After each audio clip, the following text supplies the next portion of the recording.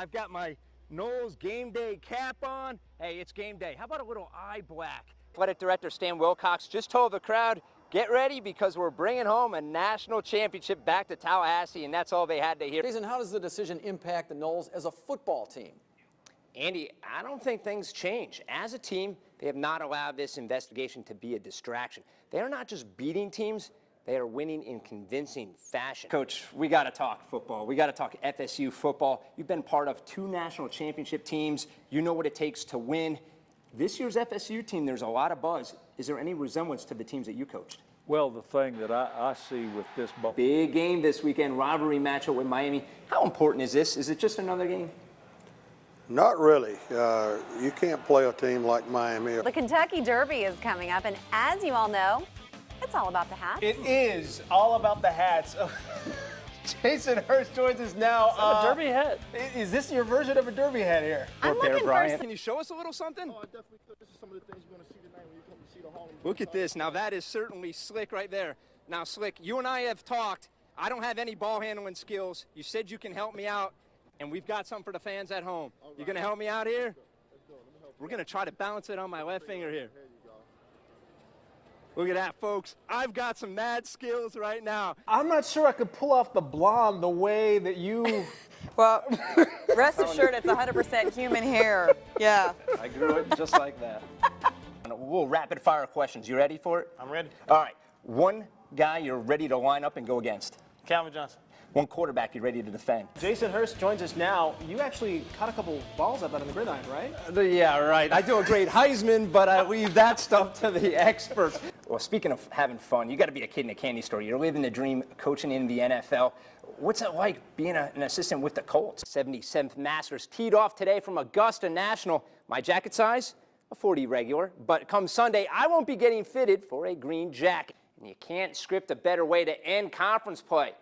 What's that? Yeah, Knowles fans, I can hear you loud and clear from your living rooms. Shaquille Vance is one of the fastest runners in the world. As fast as a cheetah, one might say. He's lacing up his spikes, his eyes set on the 2012 Summer Olympics in London. What you don't know is he has only one leg. His right leg above the knee is a custom-made prosthesis with a cheetah foot. Vance is training for the Paralympics. 2 years ago, an injury in a pickup football game forced doctors to remove Vance's right leg from just above the knee down. Football scholarships go on. I kept constantly asking will I be ready for the next season? Will I be able to play? The news just devastating. At first, I really wasn't interested. Because I just lost my leg. I found out I wasn't going to be able to play football. So I was like, man, my life is over, blah, blah, and all this. But track is now an option. I never thought this was even possible. I'm hopefully motivating other people, never to give up, just keep pushing and keep trying. And, life is endless. So, just keep pushing and everything will be good. North Florida Christian pitcher Carson Sands has picture-perfect form. That's why both pro scouts and FSU covet him. I actually lose sleep over it every night. I sit and lay in bed and think about it. Standing 6 foot 3 inches tall, many baseball scouts are projecting the hard-throwing left-hander to be a late first-round, early second-round pick in next year's amateur draft. When you hear that pop, man, it tells you it's going to be a good day.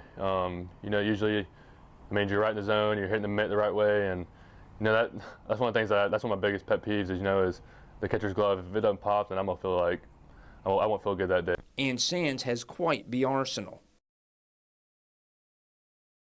It'll all be on display at the end of August. The rising senior will participate in the Under Armour All-American game at Wrigley Field.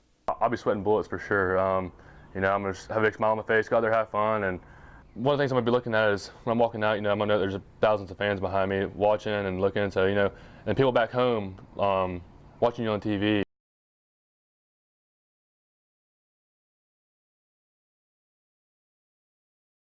The quarterback calls out the play.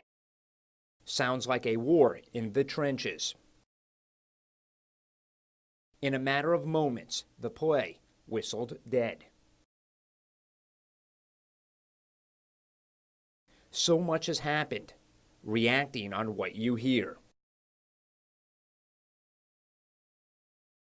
For South Walton's Zach Reese, the play sounds more like this.